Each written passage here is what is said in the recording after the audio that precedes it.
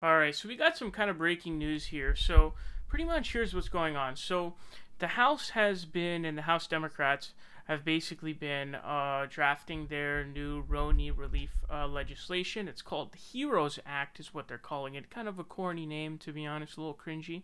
But progressives have been much more forceful in this process in trying to make sure that it really meets the moment.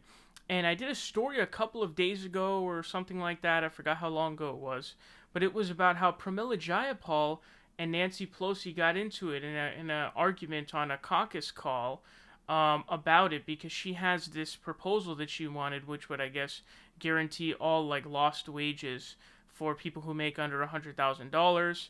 But that wasn't considered. They made an excuse saying, "Oh, hey, she doesn't have any actual legislation," even though this thing is not really formed based off of that. It's more just sort of ideas, and it's more symbolic. So it seemed like kind of an excuse that they were using, and so I think Pramila felt kind of disrespected, and we saw Jim Clyburn, majority whip for the Democrats, also basically saying, hey, we can't pay for this and all that kind of stuff. So pretty much what ended up happening was they had two votes. Okay, so the first vote happened this morning, and it was a rule to consider the HEROES Act. So first it's like, okay, I guess it's kind of like a are we going to vote on the HEROES Act type of thing. So on this rule, 14 Democrats voted against it. Now, this Intercept article, which I'll link down below, and I recommend you read in its entirety because I think it's very informational and it gives you a lot of, it's very informative. It says, on Friday, Jayapal came out against the HEROES Act, but apparently lacked the votes to make that an official CPC, that's the Congressional Progressive Caucus position, and noted that she had not been whipping Democrats against it. In the end, 14 Democrats voted against the rule to consider the HEROES Act, including a handful of moderates in swing districts, the Congressional Progressive Caucus co-chairs and vice chair, all four members of the squad, and Representative Chuy, García, and Katie Porter. Independent Representative Justin Amash also voted no, which is four flipped no votes. The HEROES Act would have been blocked from coming to the floor, sending a strong message to the Democratic leadership. The bill came to the floor later Friday evening, but this time Jayapal was the only progressive to vote against. So to explain this situation, so they had one vote this morning, which was to consider the vote. It's really weird to consider a vote on the HEROES Act.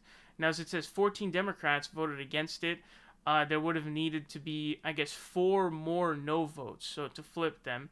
Now, in this, it says that Jayapal did not whip the Democrats. The Congressional Progressive Caucus is comprised of about 90 or 91 members in the Democratic Party, and she was not whipping votes against it. Now, what does that mean? It means she wasn't going around saying, "Hey, are you going to vote?" She wasn't going around convincing. A whip is basically the person who, goes around, makes sure people are in line for voting, counts votes, saying, going to reps, being like, "Hey, how are you going to vote on this?" Counting it up, and people who are maybe iffy or aren't, you try and go and convince them and that kind of stuff. So basically, she wasn't doing like a full throttled attempt to basically get people to vote against the HEROES Act. That's pretty much what that means. Now, also, Katie Porter voting against it, I think that's a pretty interesting. I think that's a big point in Katie Porter's favor, actually, for me, at least in my view. People who voted against this, the progressives who voted against this, Jayapal voted against it. Mark Pocan voted against it. AOC, Ro Khanna, Ilhan Omar, Ayanna Pressley. Funny, Ayanna's in there. That's surprising. Katie Porter, Rashida Tlaib, and Chuy Garcia are all in here. There were also 5 other centrists who voted no, just so you know. But it came back into, the official vote just happened a couple hours ago. It just got passed like 3 hours ago. And the only progressive to vote against it was Pramila Jayapal. The only one. She sent out a tweet thread on Twitter saying people are facing an unprecedented crisis, one that directly impacts their jobs, healthcare, and daily lives. We must deliver relief, certainty, and a response that matches the scale of the crisis.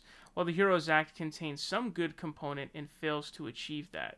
Says, I believe we can and must choose differently. That's why I voted no. I believe we must put forward a package that gets paychecks back to workers, ensures everyone has health care, helps all businesses to survive the crisis, protects the rights of workers to get pensions, and then she continues to go on. But basically, she was the only progressive to vote against it. I think some other centrist moderates in the Democratic Party voted against it, But she was the only progressive. Ro Khanna, all those people voted in favor of it. She was the only one, which is really, really interesting. She's basically saying if it didn't fall through, and you know, I think that here's what I think. Now, I think that the reason why Pramila voted against it, which I think she really felt disrespected that her proposal wasn't taken seriously. But here's my message to the Congressional Progressive Caucus and progressives in the House. Okay, this is an example of how we actually have a voting bloc that can actually be of some influence, because the CARES Act had Republican backing. The HEROES Act does not have Republican backing. So all it takes is like 20 votes or whatever. In this case, I think it was like 18 to basically buck something and force change. Had there been 4 more no votes on the HEROES Act, the rule to consider the HEROES Act, they would have had to go back to the drawing board and add some more stuff up. Then you have leverage. So this is good that we're actually building a block. We actually have a voting block now. So this is some serious stuff. So when you have Mark Pocan, AOC, Ro Khanna, Ilhan Omar, Rashida Tlaib, Katie Porter, all these different people, Pramila Jayapal, all these people in the Congressional Progressive Caucus, you seriously have some influence here. You really have influence here. So they need to really work on that. And so, you should whip, Jayapal should whip votes against it. Although I think maybe she didn't know if that was the CPC's official, position or whatever. I think the CPC needs to be more holistic. They need to be more together. They need to be more threatening. They need to threaten more, like, hey, we're going to block your stuff if you don't have real shit in it. I think that's what they need to do. And this is good news because it means we actually can have some influence. If all these progressives came together, in addition to those few centrists that voted against it, you would literally be forcing them to put more progressive stuff in there. Otherwise, you're holding it hostage. So, big mistake for them not to do that. But seriously, a message for them. AOC, Pramila, all these people need to get on the same page. They need to be a team. They need to be ride or die. They need to be like, if you go down, we all go down type of thing. So they need to really get together, sort of form this human fucking barrier, and just be like, if you're not going to put progressive stuff in this, we're voting no. That's what they should have done. But they didn't do enough of that, although they did come close. So while it's bad, there's some good things in the HEROES Act. There's a good thing, which is that there seems to be a progressive bloc with some actual force, leverage, and power involved. So this can be good if it is used properly, utilized properly, and efficiently. This actually can be good for the progressive movement. So a little bit of a complex story here, but a very important one nonetheless.